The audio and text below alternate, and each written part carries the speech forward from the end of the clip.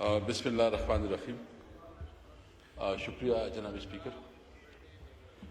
آج آپ نے ایک بہت امپورٹنٹ ایشو پہ آج یہ ڈیبیٹ ہو رہی ہے، لیکن میں یہ امید رکھتا ہوں کہ آپ ہمارے ساتھ انصاف کریں گے اور جو لائیو اسٹریمنگ چلتی ہے تو ہمارا گلہ یہ ہوتا ہے کہ ہمارا موقف جو ہے نا عوام تک نہیں پہنچتا، اور جیسی ہم بات کرتے جو ہے نا اوپر سے وہ کٹ جاتا ہے. تو مجھے آپ صرف یہ انسٹرکشن ایشو کروائے کہ جو حکومتی نمائندے کو لائیو اسٹریمنگ ملتی ہے وہ ہمیں بھی ملے. اس کے بعد میں بات شروع.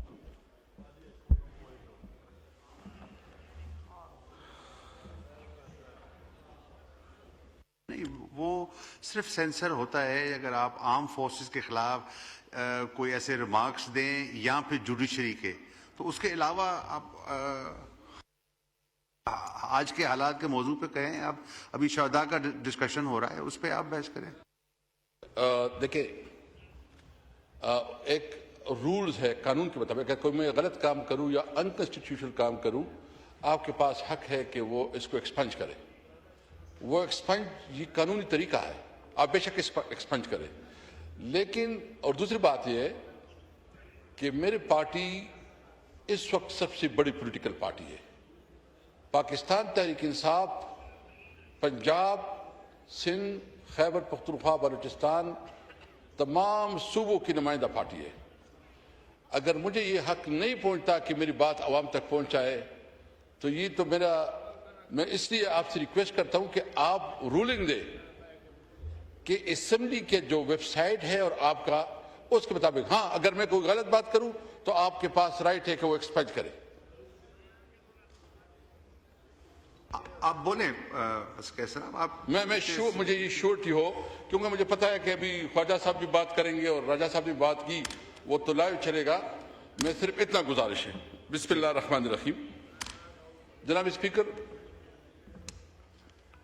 سب سے پہلے تو جو آج ایک واقعہ ہوا ہے جے خان میں، اور گزشتہ دنوں جو اور ایگزیجنسی میں ہوا ہے جس میں ہمارے پاک فوج کی جوان شہید ہوئے ہیں یا مختلف کارروائیوں میں جو شہادتیں ہوئی ہیں، ہم ان کی شہادتوں کو سلام کرتے ہیں، خراج تحسین پیش کرتے ہیں.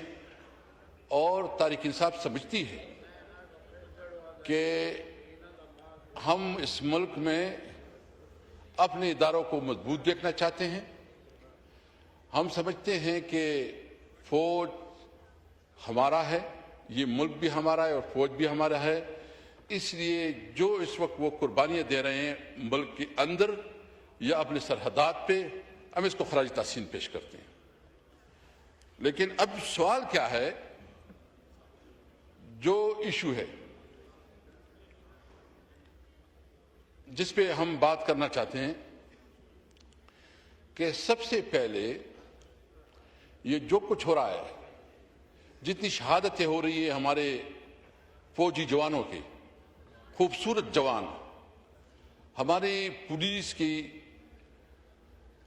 کانسٹیبلز اور پولیس کی جوان، اور ہمارے جو عوام اس سے متاثر ہو رہے ہیں، تو اس پہ تھوڑا ہمیں اپنے پالیسی پہ کوئی نظر ثانی کرنی ہے کہ نہیں کرنی.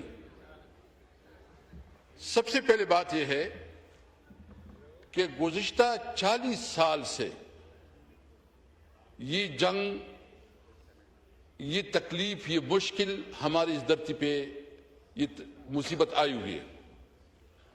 میں مسلسل اس فلور پہ بات کرتا رہا ہوں کہ جب سوویت یونین افغانستان آیا اور ہم نے افغانستان کا جہاد ڈکلیئر کر کے اس پہ ایک اپنی پالیسی بنائی اور اپنی فوج در فوج جو ہے نا بھرتی کی،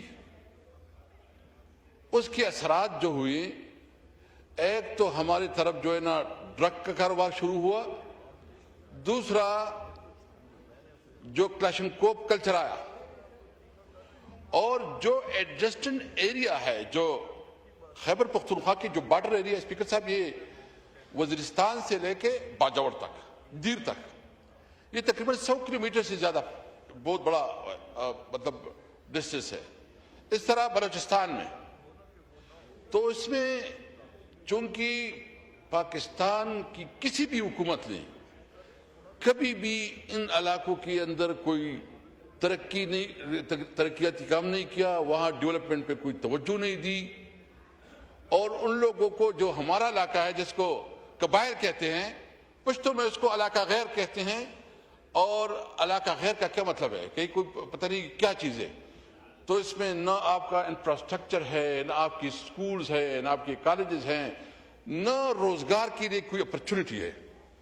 میرے کہنے کا مطلب یہ ہے کہ ان شہادتوں کو جو کہ ہماری افواج شہادتیں دے رہی ہے, ہماری پولیس شہادتیں دے رہی ہے, ہمارے عوام شہید ہو رہے ہیں, گھر جڑ رہے ہیں, آپریشن ہو رہے ہیں, اس پہ ضرورت اس بات کی ہے کہ اس پالیسی پہ ہم نظر ثانی کریں.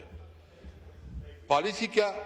نمبر 1, ہم نے سب سے پہلے ان محروم علاقوں کی جو کہ ہماری پالیسیوں کی وجہ سے وہاں جنگیں ہوئی ہیں, ضرورت اس بات کی ہے کہ اس پہ ہم جو وہاں لوکل مقامی لوگ ہیں ان کو انگیج کر کے کاروبار کے مواقع دے, روزگار کے مواقع دے. آپ بتائیں کون سا ایسا ملک ہے جہاں بارڈر کے اوپر سمگلنگ نہیں ہوتی؟ میں سمگلنگ کی حمایت نہیں, میں سمجھتا ہوں کہ جو انلیگل سمگلنگ ہے, اسلحے کا سمگلنگ جو کرتا ہے اس کے خلاف بھرپور کارروائی ہونی چاہیے. جو ڈرگ کا سمگلنگ کرتا ہے اس کے خلاف بھرپور کارروائی ہونی چاہیے, اس کے خلاف ہر قسم کا ایکشن ہونا چاہیے. لیکن جو اپنے یہ 2 وقت کی روٹی کماتا ہے اور آپ نے کوئی کاروبار بھی نہیں کی, آپ نے کوئی انڈسٹری بھی نہیں کی, تو اس کے لیے کوئی موقع تو دیں.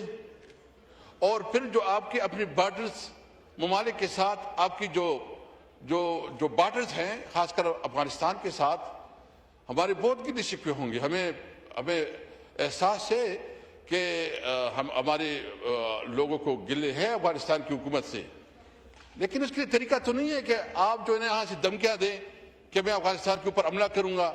آپ یہاں دھمکیاں دیں, اس کے ساتھ جو آپ کا ڈپلومیٹک چینل ہے, اپنے ڈپلومیٹک چینل کے ذریعے اس کے ساتھ نیگوشیٹ کریں. اگر آپ سمجھتے ہیں کہ آپ کے ڈائریکٹ رابطے نہیں ہیں تو آپ کے جو دوست ممالک ہیں, سعودیہ ہو گیا یا جو بارڈر کی دوسری ریجن کی دیگر ممالک ہیں, ابھی ایک خوشائند بات یہ ہے کہ ایک میٹنگ رشیا میں ہوئی ہے اور مجھے امید ہے کہ اس قسم کی ایکٹیویٹیز کو پروان چڑھایا جائے گا تاکہ لوکل ایشوز, ریجنل ایشوز جو ہے, ریجنل مسائل جو ہے وہ ریجنل مسائل پہ حل کیے جائے. تو اس لیے میں سمجھتا ہوں کہ سب سے پہلے ہمیں اپنی پالیسی کو بھی دیکھنا چاہیے. افغانستان کے ساتھ ہمارے کاروبار, تجارت, ٹریڈ, اس کو مزید بڑھاوا چاہیے. جو ہمارے جتنی بھی کوریڈورز ہیں, یعنی ہمارے تقریباً 12 کوریڈورز ہیں, بزنس کوریڈورز ہیں, جو کہ غلام خان ہے, خرلاچی ہے, انگور اڈا ہے, ترخم ہے, گرسل بارڈر ہے, مطلب جتنی بھی بارڈرز ہیں ان سب پہ کاروبار کا آغاز کیا جائے اور ساتھ ساتھ وہاں کے لوگوں کو یہ احساس دلایا جائے کہ آپ پاکستانی ہیں اور آپ پاکستان کی اتنی حقدار ہیں جتنا ایک اور پاکستانی ہے. ہم اپنے افواج کے ساتھ ہیں, ان کی شہادتوں کو خراج تحسین پیش کرتے ہیں اور امید رکھتے ہیں کہ جو ہماری پالیسی ہے جس کی وجہ سے یہ سب کچھ ہو رہا ہے, اپنی پالیسی پہ نظر ثانی کریں گے. شکریہ.